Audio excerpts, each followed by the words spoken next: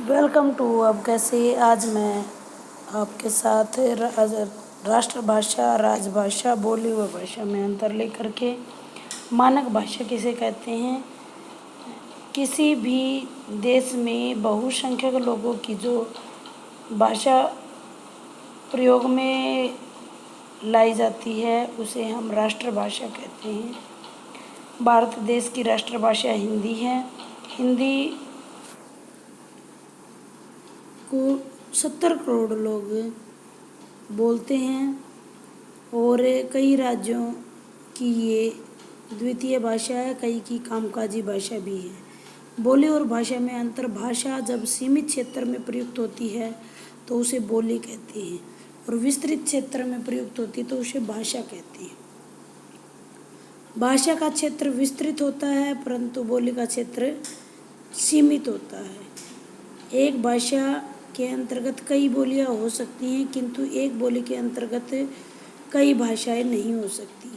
भाषा का एक मानक रूप होता है, बोली का कोई मानक रूप नहीं होता। भाषा का प्रयोग साहित्य, शिक्षा, शासन में किया जाता है जबकि बोली का प्रयोग दैनिक बोलचाल की भाषा में प्रयुक्त होता है।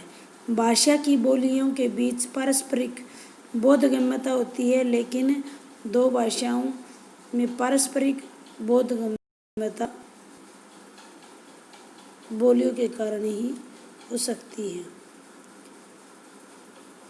बोली जो है एक छोटे स्थानीय क्षेत्र में अल्प विकसित रूप होता है और इसका लिखित रूप कम और मौखिक रूप ज़्यादा होता है। क्षेत्र विशेष में साधारण सामाजिक लोगों द्वारा ये बोलचाल की भाषा होती है। अब है मानक भाषा का अर्थ। मानक भाषा को परिनिष्ठित हिंदी भी कहते हैं। किसी भाषा का वह स्वरूप जिसमें व्याकरणिक दृष्टि से एक रूपता होती है और क्षेत्रीय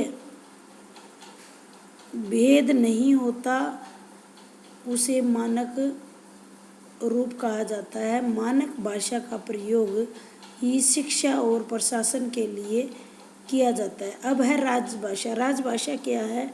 संविधान ने जो कि हिंदी भाषा को राजभाषा घोषित कर दिया गया। 1965 तक सभी राजकाज के कार्य इसमें होने की बात रखी गई लेकिन 14 सितंबर 1949 को राजभाषा घोषित तो कर दिया लेकिन आज तक भी उसे उसका स्थान प्राप्त नहीं हुआ है।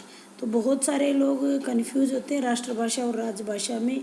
तो राजभाषा जो राजकाज की भाषा होती है, शासकीय भाषा होती है, वो जो कि संविधान में तो दर्जा मिल चुका है लेकिन हिंदी भाषा को अभी संपूर्ण रूप से दर्जा मिलना बाकी है। और राष्ट्रभाषा जो बहुत सारे लोगों द्वारा किसी भी राष्ट्र के बहुसंख्यक यानी लोग बोलते हों उसे राष्ट्रभाषा कहते हैं। राजभाषा और राष्ट्रभाषा में आपको अंतर स्पष्ट हो गया होगा। मानक भाषा में और भाषा और बोली में अंतर भी स्पष्ट हो गया होगा। ये मैं आप सबसे उम्मीद करती हूँ। धन्यवाद।